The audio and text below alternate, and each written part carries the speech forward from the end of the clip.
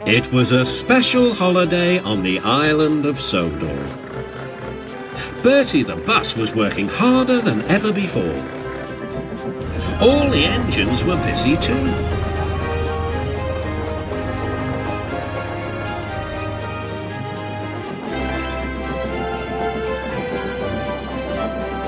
Duck was waiting for his next journey. Near him stood a red bus, but he didn't look friendly like Bertie. The bus growled as he gazed at the happy passengers. "Stupid nonsense," he grumbled. "I wouldn't have brought them if I'd known. I'd have had a breakdown or something." "I'm glad you didn't," smiled Duck. "You'd have spoiled their fun." "Ah, enjoyment is all you engines live for. One day railways will be ripped up." Duck felt shocked at such an idea. "We have a friend called Bertie, and he's a bus, but he likes the railway. Sometimes he teases us about it, but he'd never want to see it ripped up." "Huh," growled the bus. "I know Bertie. He's too small in size to be of any use."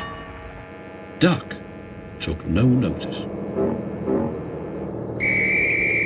"That bus is silly," he thought as he steamed away. At the junction, Duck told Oliver all about him. "I call him Bulgy," chuckled Oliver. Then he puffed happily away.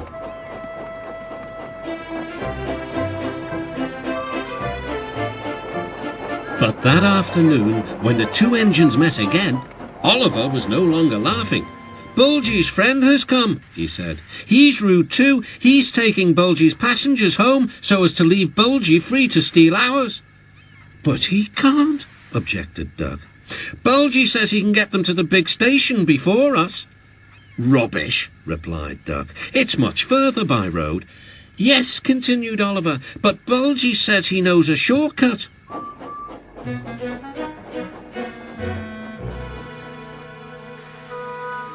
That evening, the engines were preparing for the homeward rush.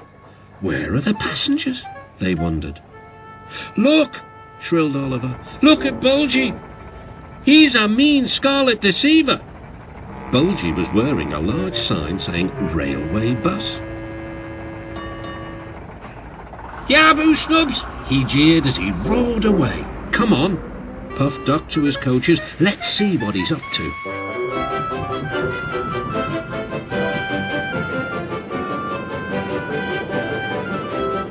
Duck wanted to pay Bulgy out, but he wasn't sure how.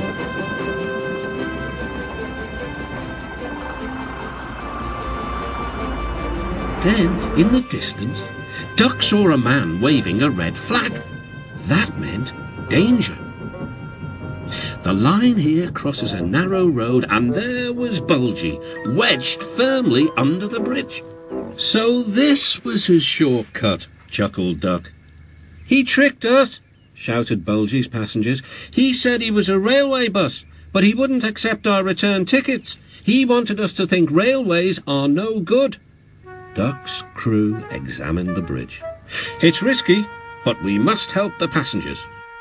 "Passengers are urgent," agreed Duck.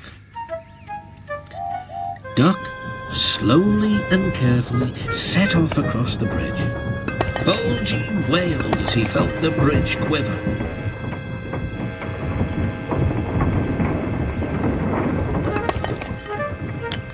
"Stop!" he shouted. "It might fall on me." "That would serve you right for telling lies," said Duck. But the bridge didn't collapse.